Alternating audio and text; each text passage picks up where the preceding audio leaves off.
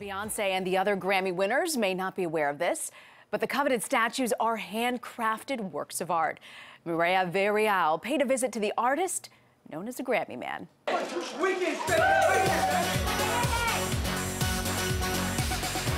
On Grammy night, a fortunate few go home with an armful of excess baggage.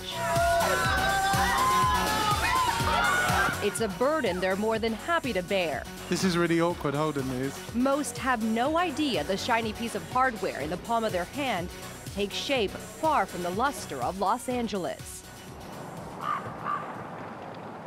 800 miles away, surrounded by snow-capped mountains, lies tiny Ridgway, Colorado. Population 945. It's quiet. We have no crime. People look out for one another. Craftsman John Billings came here in 1993 to build light fixtures for a client. He never left. When you came to visit Ridgway, did you just know this is where I want to be? Instantly. He set up shop and brought his most famous work of art with him. How many Grammys do you do in this workshop? Altogether, we're making 600 Grammys in a year's time. Growing up in Los Angeles, Billings apprenticed for Bob Graves, the grandfather of the Grammys who crafted the very first statue in 1959. On his deathbed in 1983, Graves passed on his legacy.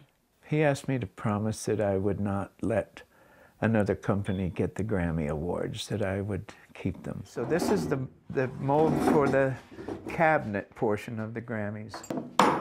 Each Grammy starts with a base. 650-degree molten metal is hand-poured into a custom mold. It solidifies almost instantly into a shape recognized around the world.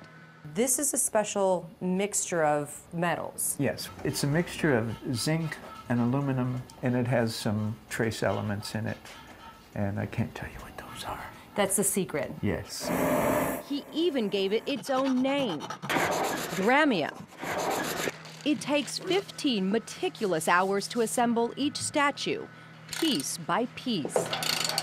Finished only when the familiar gold-plated horn is screwed into place. We don't know each Grammy who's going to get that Grammy, but we imagine in our minds it's going to our favorite person. And one time, it actually did.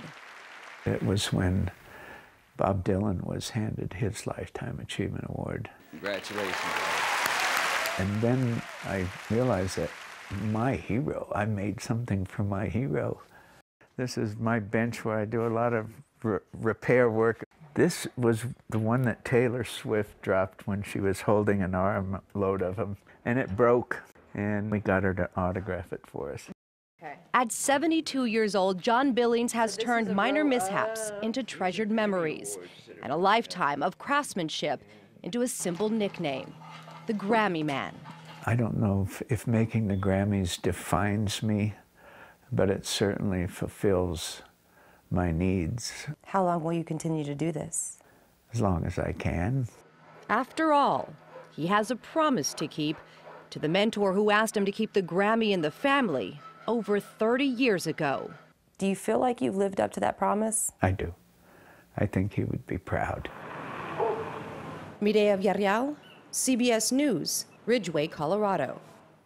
The Grammy Awards will be broadcast live Sunday at 8 p.m. Eastern, 5 p.m. Pacific, right here on CBS.